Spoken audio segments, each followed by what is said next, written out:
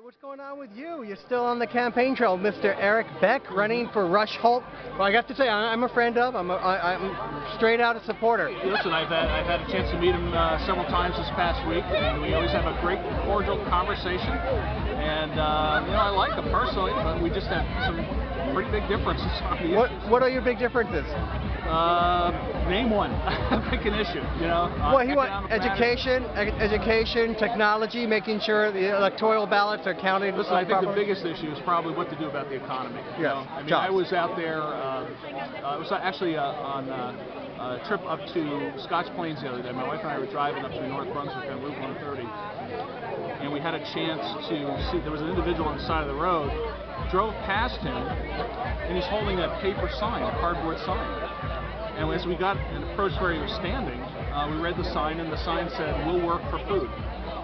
So, that image sticks in my head, and I keep thinking about that one person because he's one of 23 million others in the country that are unemployed today. And I got into this race really to help people like him. So my major focus has been on the economy, how to get this economy growing. I think Rush Holt and I have very, very different ideas.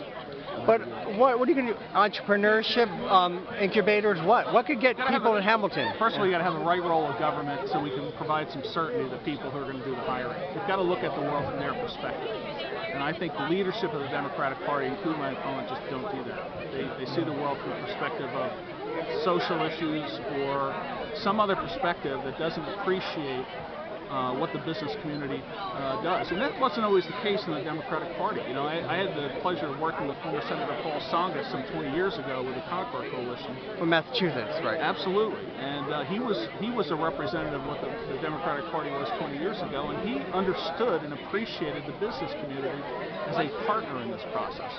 I don't think we've seen anything in the last 4 years that treats the business community as partners in trying to grow the economy and help end the suffering of the. Are you saying on the national level or on the micro? I haven't seen anything in the last 4 years coming out of the White House or out of Congress other than some of the ideas we've heard from the Republican side.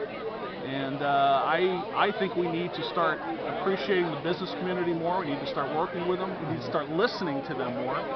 And the first way we can do that is by repealing Obamacare and replacing it with a market-based set of health care reforms. I think there's a lot we can do there. Yeah.